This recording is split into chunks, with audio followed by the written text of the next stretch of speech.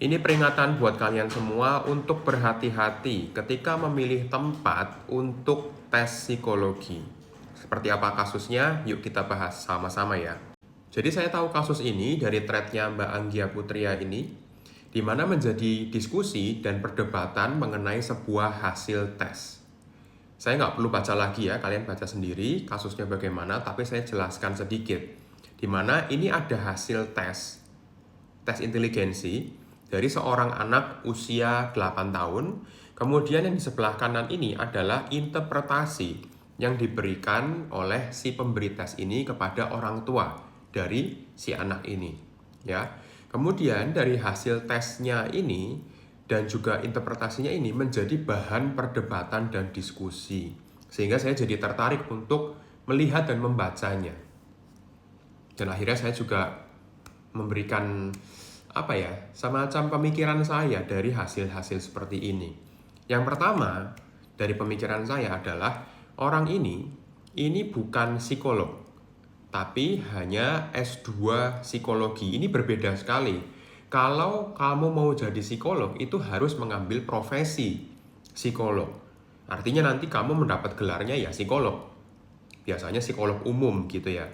Kemudian kalau kamu mengambil S2 psikologi, ya lulusannya jadinya MPsy seperti ini.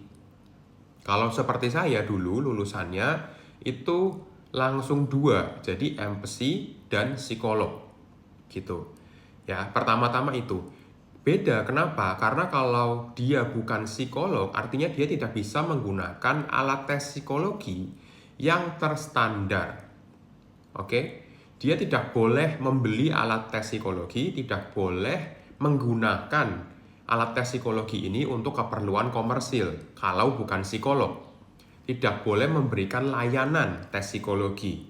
Kecuali kalau dia menggunakan alat tes ini yang bukan terstandar.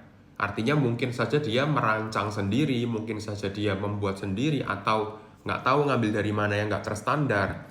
Ya itu silahkan, terserah. Tapi artinya tesnya tidak sebagus itu. Oke? Kemudian yang kedua adalah dari hasil tes ini dengan interpretasi di sebelahnya ini sangat-sangat membingungkan. Oke, pertama-tama gini. Dari hasil tes inteligensi ini, skor IQ-nya ditulisnya itu 80 sampai 90. Mana angka pastinya? Berapa gitu loh? Kamu menggunakan norma apa? Kenapa klasifikasinya itu kenapa normal rendah? Kenapa? Kalau normal rendah memang ada, tapi itu pakai norma apa gitu. Kalau 80 sampai 89 kan bisa saja di bawah rata-rata. Kalau ternyata 90 kan bisa aja rata-rata kalau kita pakai skala Wechsler. Ini pakai skala apa? Kan nggak jelas gitu. Kita harus tuliskan sebetulnya pakai skala apa. Tapi nggak harus menuliskan pakai alat ukur apa. Itu yang kedua. Yang ketiga yang membingungkan lagi adalah ini skor apa sih? Apakah ini raw score? Apakah dia ini scale score? Atau apa gitu? Ini nggak dijelaskan juga. Tahu-tahu dibilang, oh ini rendah, ini rata-rata, ini tinggi. Nah, kemudian yang membingungkan lagi adalah ininya loh, interpretasinya. Salahnya pertama adalah dia sebagai lulusan S2 psikologi, bukan psikolog ya, itu harusnya tidak boleh memberikan interpretasi seperti ini. Seharusnya loh ya, seharusnya. Kalau hanya untuk edukasi oke lah, tapi kalau untuk keperluan komersil kayaknya kok nggak boleh harusnya gitu. Karena ini juga membingungkan. Dimana ini kan harusnya kalau dia termasuknya rendah gitu ya, kemampuannya di bawah rata-rata, dan ada kemampuan-kemampuan yang rendah, dia bilangnya ini membingungkan. Ada yang dia bilang, anak ini tidak lemot, tapi harus diajarin terus. Hah? Maksudnya gimana? Kenapa harus membaca berulang, mempelajari berulang? Tapi dia katanya nggak lemot, tapi kok diajari berulang? Gimana maksudnya? Udah gitu dia tulis lagi kan, ada masalah di kemampuan berpikir, beranalisis, berlogika. Ya berarti dia memang lemot, meskipun kata-kata lemot itu nggak boleh dipakai ya sebetulnya. Di sini dia tulis banget ini. Ini kepotong deh kayaknya. Harusnya di nomor 2 itu. Nah ini ada nih. Tidak lelet, lemot, dan tidak monoton. Jadi, kamu nggak boleh menggunakan kata-kata itu. Dan juga, ini jadi kontradiktif semua jadinya. Katanya lemot. Katanya dia bisa berpikir, tapi kok hasilnya di bawah gitu loh. Akhirnya dia memberikan keterangan ini, semuanya jadi nggak valid.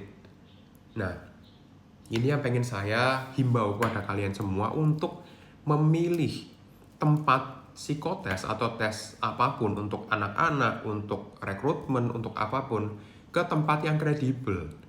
Paling tidak, lulusan profesi lah, profesi psikolog. Supaya apa? Supaya menggunakan alat tes yang terstandar sehingga interpretasinya ini bukan interpretasi subjektif. Interpretasinya itu harus terstandar. IQ segini, 80 artinya di bawah rata-rata. Anak umur berapa di bawah rata-rata artinya apa? Apa yang harus dilakukan itu sudah ada standarnya. Jangan pakai saran subjektif gitu loh. Bolehlah kalau kamu psikolog yang sudah sangat berpengalaman, kamu sedikit menambahkan saran subjektif yang memang sudah terbukti secara empiris atau secara jurnal, boleh. Tapi ini kan subjektif semua. Gitu loh. Dan kalau kalian baca, ini banyak sekali yang kontradiktif. Gitu ya. Jadi hati-hati memilih tempat untuk melakukan tes psikologi supaya hal seperti ini tidak terulang lagi ya, karena psikolog seharusnya kalau memberikan tes psikologi seperti ini itu seperti punya power untuk memberikan memberikan cap gitu, memberikan label ke orang, kamu kemampuannya seberapa, dan label itu nempel gitu loh ke orang itu, sehingga jangan sampai label yang nempel itu, kalau memang labelnya ini kurang baik, kita juga harus menyampaikannya itu dengan benar, dengan baik gitu loh. Ya. Dan juga sebisa mungkin kita itu menempelkan label yang benar. Artinya kalau memang kemampuannya di bawah ya kita bilang di bawah. Kalau memang di atas ya memang di atas. Jadi valid gitu loh hasilnya. Bukan subjektif, bukan mengada-ngada. Karena kamu melakukan tesnya kepada orang yang memang tersertifikasi, memang seorang profesi gitu ya, psikolog, bukan orang yang tidak punya kualifikasi. Sehingga labelnya itu tepat. Ya, seperti itu. Ya, kurang lebih seperti itulah yang ingin saya sampaikan di hari ini. Semoga bisa bermanfaat dan salam sehat jiwa untuk kita semuanya ya.